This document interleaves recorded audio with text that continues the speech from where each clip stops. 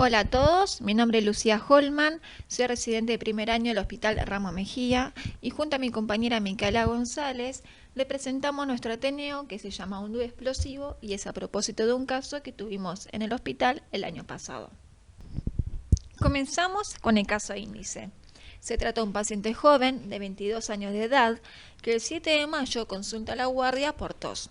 Se le realiza una radiografía de tórax que presume ser una neumonía. Por esto se lo trata con antibióticos y se lo envía a su domicilio con pautas de alarma. Sin embargo, al día siguiente regresa al hospital a través de una ambulancia SAME con un cuadro que incluye disnea rápidamente progresiva, hemoptisis, tos con expectoración, fiebre y disuria. Se le realiza una tomografía axial computada que evidencia un infiltrado bilateral con predominio derecho. Frente a esto, se decide su internación en nuestro hospital. Se le solicita un laboratorio inicial. En el caso del hemograma, se observa un aumento en el predominio de neutrófilos y una disminución tanto en los valores de los linfocitos absolutos como en el caso de las plaquetas. En cuanto a la química, esta es normal, excepto por los valores elevados tanto de creatinina como de LDH. En cuanto a los gases en sangre, el paciente presenta un estado ácido base que es normal, pero con una marcada disminución tanto del APO2 como del porcentaje de saturación arterial. Esto está correlacionado con una disminución de la captación pulmonar debido al cuadro neumónico. También se realiza un test de multidrogas en orina, resultando ser positivo tanto para marihuana, morfina y opiáceos. El resultado positivo de estos últimos dos analitos se puede atribuir a que el paciente, al iniciar la internación, es tratado con morfina. A las horas se repite el laboratorio y los cambios más notorios se observan en estado ácido base, donde el paciente está cursando con una acidosis respiratoria, y en cuanto al hemograma, ahora está cursando con una leucopenia y una disminución aún más marcada de las plaquetas. En este contexto, se llega a un diagnóstico presuntivo de neumonía aguda de la comunidad con tres posibles etiologías: viral, bacteriana o por tuberculosis. Se inicia la antibiótico-terapia empírica. El día siguiente se toman muestras y se le envía al servicio de biología molecular para el estudio de citomegalovirus, Epstein-Barr y Mycobacterium tuberculosis. Todas estas resultaron ser negativas. Sin embargo, a las horas el paciente entra en shock séptico y sufre un paro cardiorrespiratorio que lo lleva a la muerte. Debido al desenlace tan abrupto que ocurrió a un paciente joven sin comorbilidades asociadas, deja atónitos a los terapistas y ellos deciden estudiar las posibles causas de muertes. Entre ellos se evalúan una infección por hantavirus, debido a que en ese momento se estaba cursando un brote endémico, y además se toma muestra de biopsia pulmonar para su estudio bacteriológico. En el caso de hantavirus, tanto IgG como IgM y la PCR resultan ser negativas. Y en cuanto a la biopsia pulmonar, se informa que se aísla un Staphylococcus meticilino resistente. A raíz del resultado obtenido de la biopsia pulmonar, el servicio de epidemiología se contacta con la familia para evaluar la posible portación nasal por SAMR. Este estudio se realiza en un laboratorio privado y se informa que tanto el padre como la madre son portadores de SAMR. Ahora continuamos con el padre del caso índice. Se trata de un paciente de 62 años de edad que el 17 de mayo consulta a la guardia por un cuadro de tos seca asociada a fiebre. Se realiza una tomografía axial computada que indica neumonía. A su vez, en el contexto familiar del paciente tenemos al hijo, que lo acabamos de presentar, y también se informa que la madre del caso de índice está cursando internación en terapia de nuestro hospital por un cuadro respiratorio similar. Y además que se aísla un SAMR de un lavado bronquialveolar. Debido a esto, se decide internar al paciente para el diagnóstico, evolución y tratamiento. Se solicita un laboratorio inicial, entre estos incluye un hemograma, donde se observa un aumento en el recuento de leucocitos con predominio de neutrófilos. En cuanto a los gases en sangre, el paciente presenta un estado ácido base que es normal, pero con una disminución tanto del APO2 como del porcentaje de saturación arterial. Por otro lado, se solicita un estudio bacteriológico que incluye hemocultivos, paneles virorespiratorios y se envía una muestra de esputo. Tanto en el caso de hemocultivos como de virorespiratorios, estos resultan ser negativos. Y si bien el esputo fue una muestra no representativa, se decide seguir con su procesamiento y jerarquizar el microorganismo aislado. De este se informa a partir de Gram un predominio de cocos Gram positivos en racimos y se aísla un Staphylococcus meticilino resistente. Continuando con la evolución del padre de caso índice, el día 21 de mayo se informa que la esposa, además de tener un SAMR en el lavado bronquiovelar, está infectada por virus de influenza A subtipo H1N1. Frente a este informe, se decide hisopar a nuestro paciente para ver si tenía el mismo virus, cuyo resultado fue influenza virus positivo subtipo H1N1 virus detectable. Con este resultado, al paciente se lo traspasa a UTI para aislamiento respiratorio.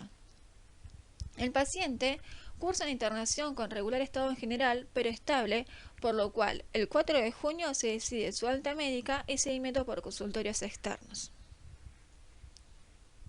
Sin embargo, se informa que la madre de caso índice cursa con una evolución desfavorable que la lleva a la muerte luego de un mes de internación.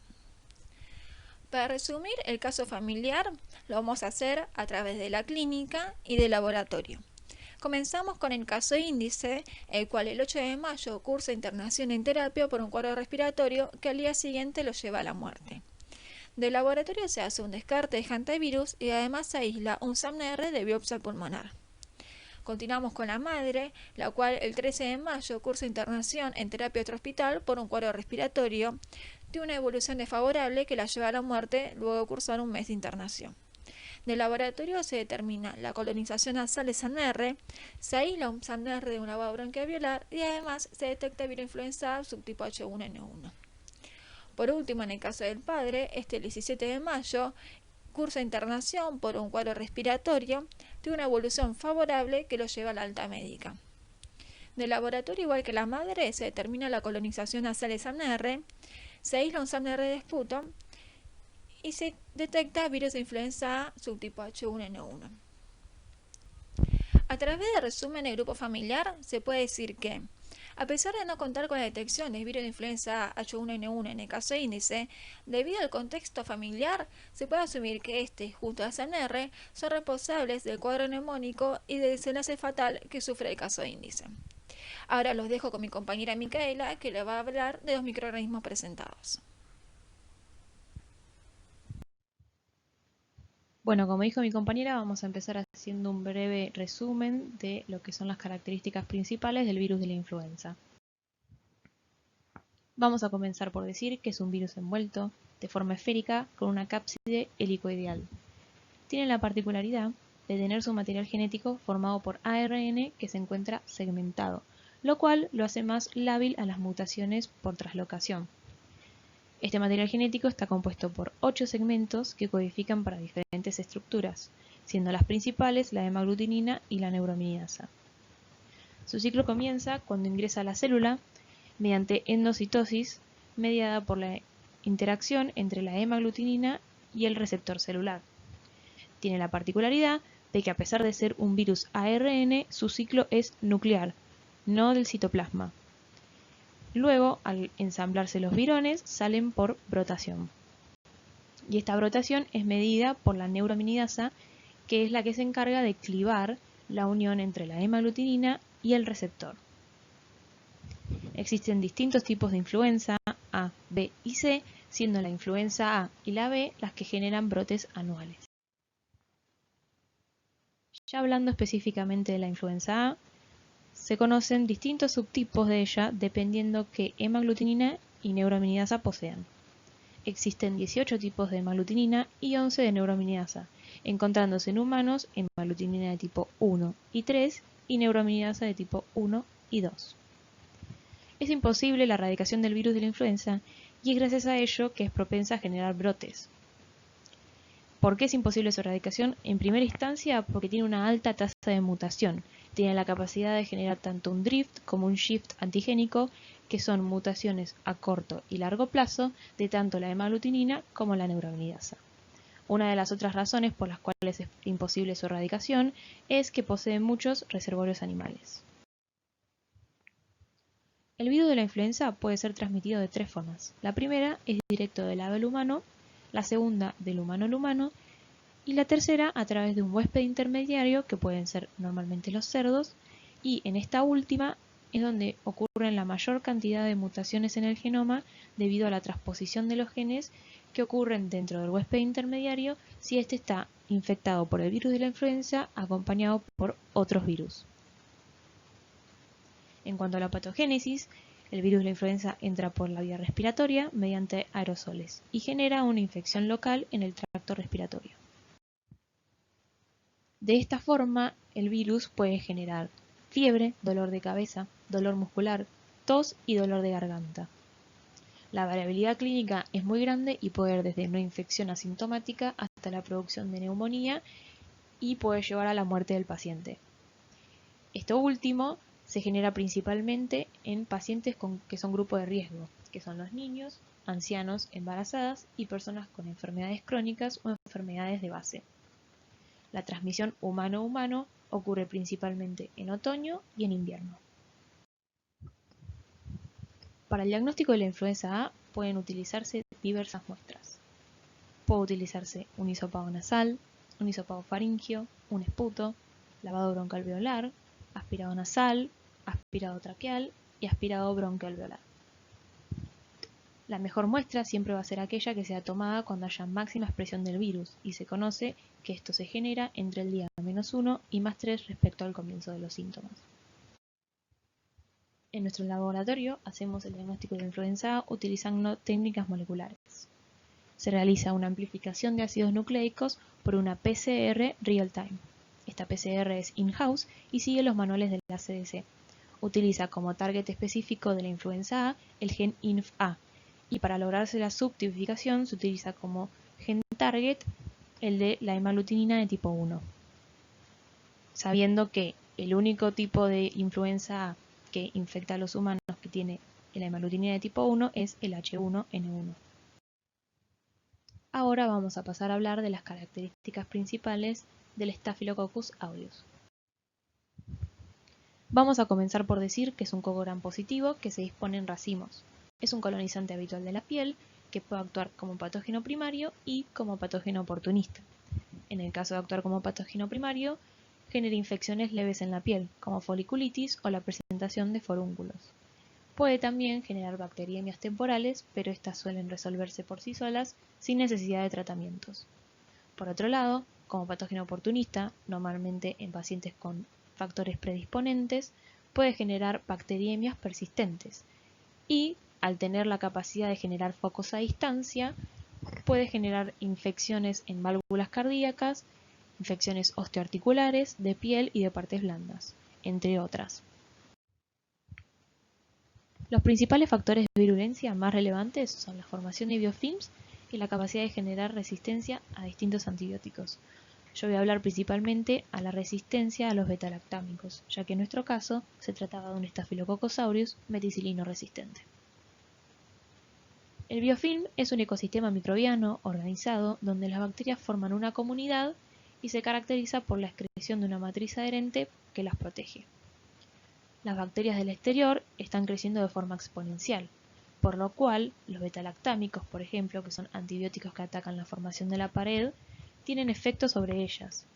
Y de esta forma se genera una barrera mecánica protectora formada por las bacterias atacadas o las bacterias muertas. Mientras que las bacterias que se encuentran dentro, al estar privadas de nutrientes, se encuentran en forma latente. Entonces, al no estar reproduciéndose activamente, los antibióticos beta-lactámicos no van a tener efecto sobre ellas y permiten así su supervivencia. Un gran porcentaje de Staphylococcus aureus recuperados de muestras clínicas es resistente al grupo de antibióticos beta-lactámicos. Esta resistencia se explica gracias a la adquisición del gen MEK-A, que puede tener tanto expresión homogénea como heterogénea, y codifica para una nueva proteína unión a pericilina de baja afinidad. Entonces, al ser de baja afinidad, el antibiótico no puede unirse a su sitio y no puede ejercer su acción. A estos Staphylococcus aureus se los denomina meticilino resistentes o SAMR. La meticilino resistencia se obtiene evaluando la sensibilidad a un disco de cefoxitina por método de difusión en agar. Es importante recalcar que si el Staphylococcus aureus es meticilino resistente, va a ser también resistente a todos los beta-lactámicos. Vamos a pasar a explicar cómo es el procesamiento de muestras respiratorias en nuestro hospital. Vamos a hacer hincapié en el esputo y en la biopsia pulmonar, ya que fueron las muestras remitidas en los casos clínicos que presentó mi compañera. Comenzando por el esputo, siempre bajo cabina se toma con un ansa la parte más mucosa, purulenta o sanguinolenta y a partir de esta se realizan 3 extendidos y se siembra en 3 medios sólidos. Los 3 extendidos son para visualizar un fresco, para realizar una tinción de Gram y para realizar una tinción de Ziehl-Neelsen que se utiliza para la búsqueda de micobacterias.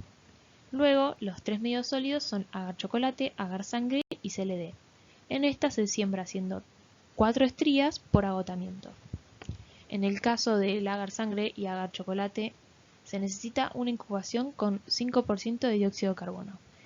Todas se incuban a 37 grados por 48 horas, evaluándose cada 24 horas. En el caso del esputo es de gran importancia prestar atención al fresco, ya que ésta nos determina cómo es la calidad de la muestra.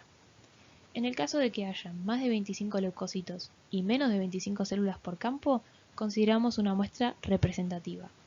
Ya si hay menos de 25 leucocitos o más de 25 células por campo, es una muestra no representativa y no se debería continuar. En el caso del Gram, hay que tener en cuenta que al tratarse de un esputo, va a haber presencia de microbiota habitual del tracto respiratorio. Por lo tanto, acá lo importante es la búsqueda del microorganismo predominante. Para el caso de la biopsia pulmonar, mediante el uso de un mortero y con el agregado de solución fisiológica estéril, se disgrega la muestra y a partir de esta se realiza un fresco, un Gram y un Ziehl-Neelsen y se siembra en placas de agar sangre, agar chocolate y CLD por arrastre. Y a esto lo que se le agrega es la siembra en un medio líquido que es el caldo tioglicolato. Los medios sólidos se incuban por 48 horas en una estufa a 37 grados, recordando que el agar chocolate y el agar sangre necesitan un 5% de dióxido de carbono y se revisan cada 24 horas. En el caso del medio líquido, se incuba también a 37 grados, pero por 7 días, y se controla cambios en la turbidez del mismo diariamente. En el caso en el que la turbidez cambie, se procede a hacer un repique en agar sangre, agar chocolate y CLD. En el caso de no haber cambios en el caldo, se realiza un repique final en agar chocolate a los 7 días. Para el caso de la biopsia, en el Gram se evalúa tanto la presencia de reacción inflamatoria, haciendo el recuento de leucocitos, como la presencia o no de bacterias. Como esta es una muestra estéril, lo normal sería que no hubiera presencia de bacterias. Ya hablando específicamente de la identificación de Staphylococcus aureus, en el Gram lo que se debería ver son cocos Gram positivos que se disponen en racimos. En los cultivos, las colonias de Staphylococcus aureus se van a ver como colonias ligeramente elevadas, cremosas y de un color amarillo.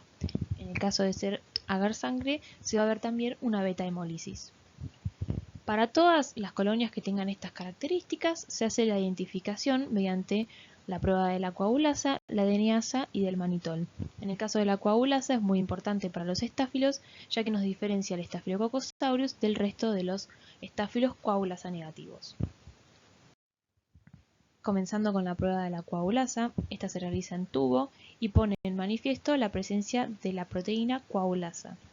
Esta reacciona con una sustancia plasmática llamada factor de reacción de coagulasa o CFR, que es una molécula derivada de la trombina, y junto con esta forma un complejo. Luego, este mismo complejo, al tomar contacto con el fibrinógeno, forma un coágulo de fibrina que es visible al ojo desnudo.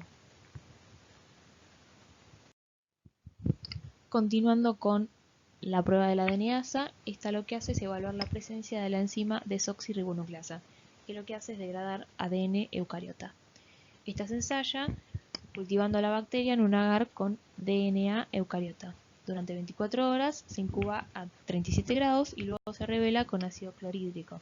En el caso de ser positiva de que haya degradación de ADN, se verá alrededor de la estría un halo transparente como se ve en la foto. Por último, el agar manitol es tanto un medio selectivo como diferencial.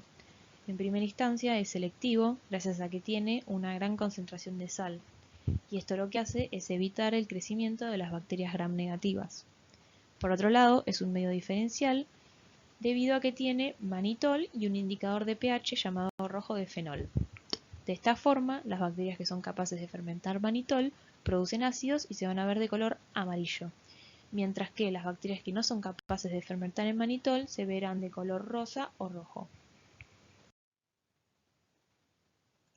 Al mismo tiempo, se realiza la identificación definitiva y se obtiene el perfil de sensibilidad a través del autoanalizador Vitek-2. Para empezar, determina la identidad del microorganismo realizando una serie de pruebas bioquímicas y, al mismo tiempo, obtiene la concentración inhibitoria mínima, o la CIM, monitoreando el crecimiento bacteriano frente a los distintos antimicrobianos contra un pocillo de control de crecimiento.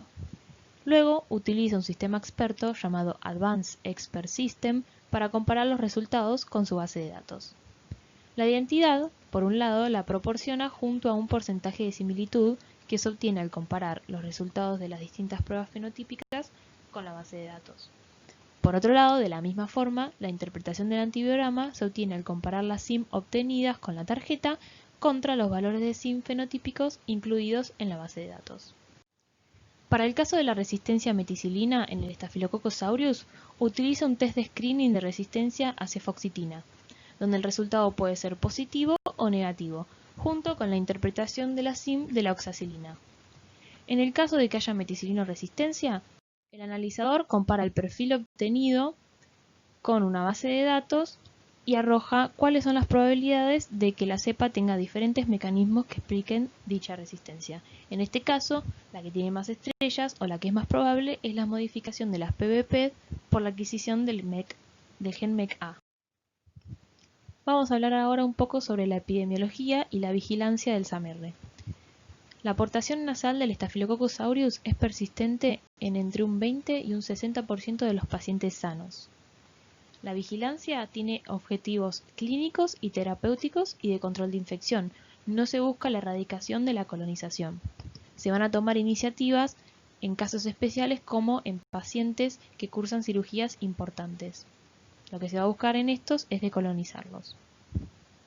Según la red HUNET, en el 2018, en Argentina, las bacteriemias con SAMR forman más del 40% de los agentes etiológicos, mientras que en las infecciones de piel y partes blandas se encuentran un 60% de los pacientes, y esto se lo atribuye a su fácil diseminación. Hasta hace unos años se asociaba a los perfiles de resistencia de los Staphylococcus aureus con su procedencia epidemiológica. Se asociaba, por ejemplo, a un Staphylococcus aureus resistente a meticilina sin otras resistencias acompañantes con cepas de la comunidad. Esto ya no ocurre, ya no es viable, debido a que se han visto cepas con estos mismos perfiles en pacientes con infecciones intrahospitalarias. Entonces, algo que nos puede ayudar a inferir con mayor confianza la procedencia epidemiológica del SAMR es su clasificación según los distintos cassettes cromosómicos. Como yo expliqué, la principal resistencia a los betalactámicos en Staphylococcus aureus se da gracias a la adquisición del gen MEC-A, que lo que va a hacer es generar una proteína de unión a penicilina de baja afinidad. Esta proteína, o PBP, es codificada por el gen MEC, que se encuentra en un elemento genético móvil junto con el complejo CCR formando los distintos cassettes cromosómicos. Se han descrito 5 clases de complejos genéticos MEC y 5 halotipos de complejos genéticos CCR.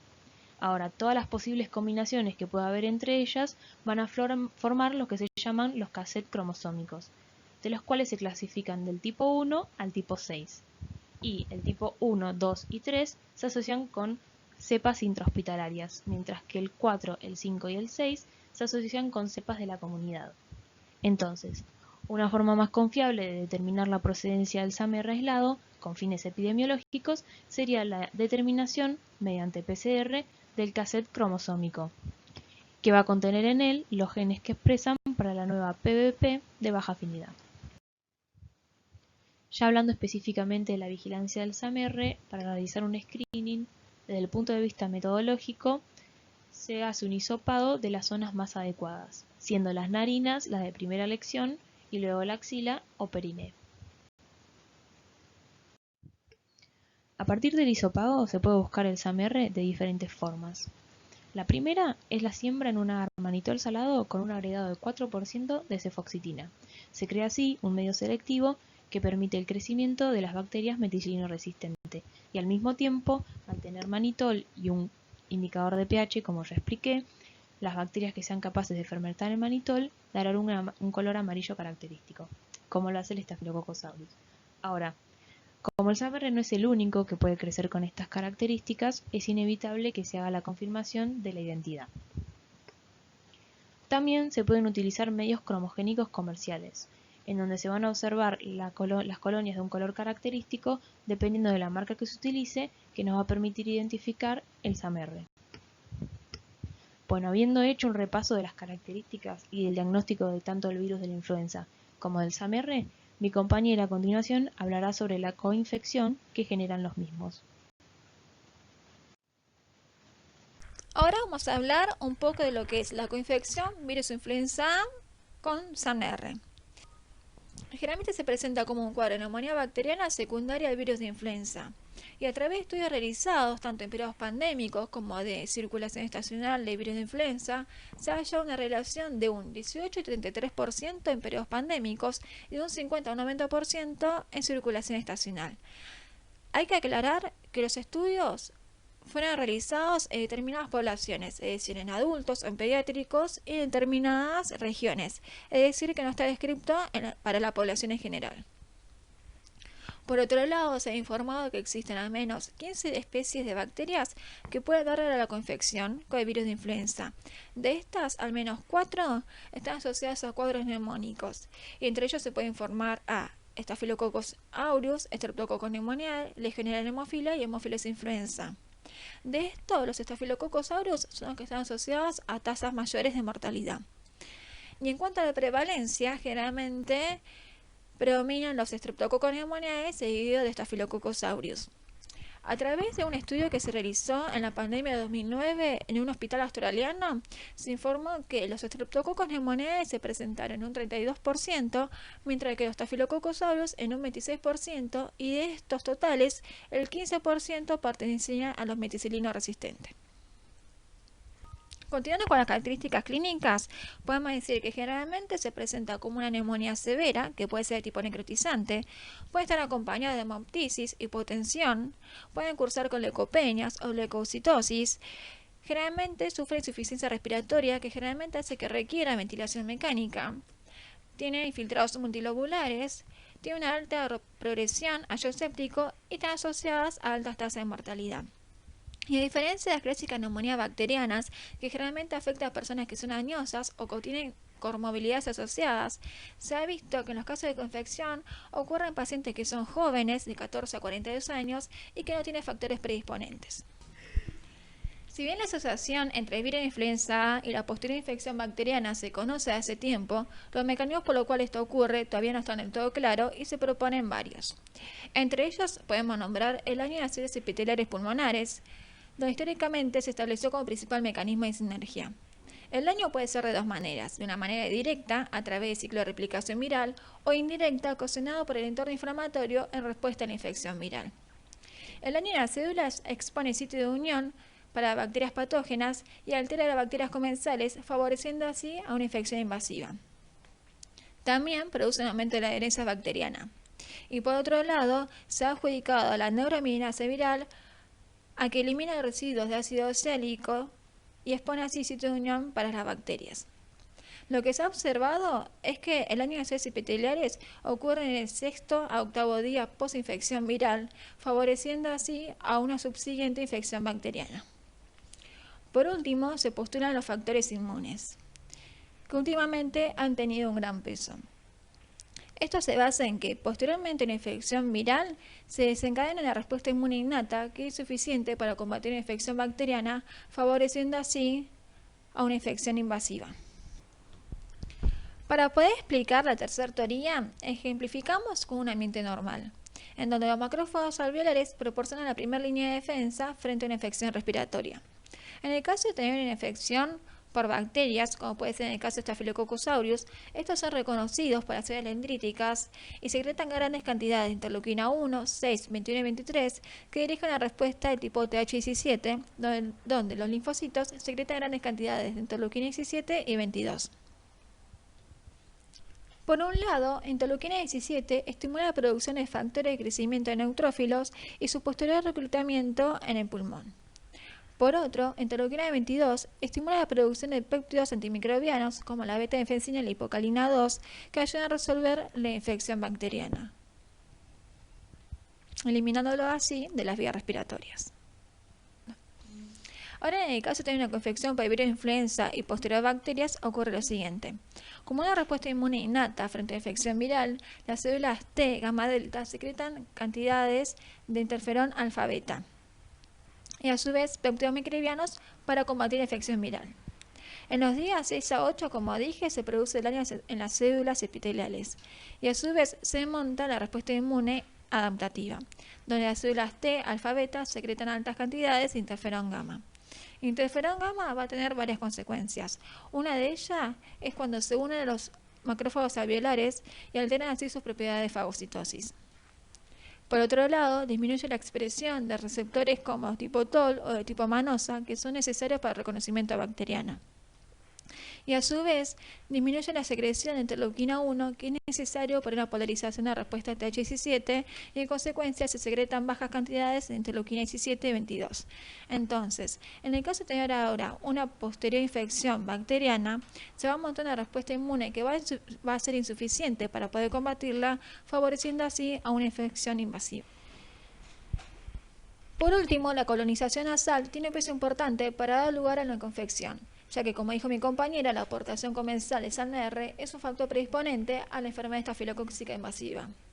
Esto ocurre porque el virus de influenza estimula la producción de interferón tipo 3, que también altera las propiedades de interleuquina 17 y 22, y además, por la respuesta inflamatoria montada frente a la infección viral, se producen cambios fisiológicos como la temperatura febril, la liberación de ciertos nutrientes, que favorecen la dispersión de los biofilms, resultando en la propagación del SALMR y dando lugar a una infección invasiva. Resumiendo los cuadros de coinfección, tenemos en la primera semana una infección viral y la producción de interferón alfa-beta como una respuesta inmune innata. En la semana 2 se monta una respuesta inmune adaptativa con la secreción de interferón gamma y se produce un clínex viral. Al mismo tiempo, aumenta la susceptibilidad de infección bacteriana por un daño a células epiteliales, un aumento de la herencia bacteriana y una inhibición de respuestas de tipo TH17, favoreciendo así a la enfermedad invasiva, y en este caso, pues Staphylococcus aureus. En cuanto a las conclusiones, es importante destacar que el diagnóstico fue casi exclusivamente hecha por el laboratorio y gracias a la relación interdisciplinaria. Se debe considerar a la infección del virus de la influenza como un importante factor predisponente para las infecciones bacterianas invasivas, debido a que la coinfección puede dar lugar a un brusco desenlace conllevando a la muerte en pocas horas, y esto ocurrió en pacientes jóvenes y previamente sanos. Los cambios fisiológicos, como comentó mi compañera, que provoca la infección viral son los que conducen al Staphylococcus aureus a transitar desde un organismo comensal asintomático a un agente infeccioso que puede causar una infección invasiva. Es indispensable que el diagnóstico de la influenza se realice de forma rápida para poder aislar al paciente y prevenir la posible diseminación. Y por último, ante cualquier infección por Staphylococcus aureus, es indispensable determinar el perfil de sensibilidad antibiótica, ya que el tratamiento depende exclusivamente de ella. Acá les ponemos la bibliografía por si quieren consultar. Para finalizar, queríamos agradecer al Servicio de Bacteriología y de Epidemiología de nuestro hospital que nos ayudaron a realizar este Ateneo. Queríamos agradecerle también a nuestras compañeras residentes y a ustedes por su atención.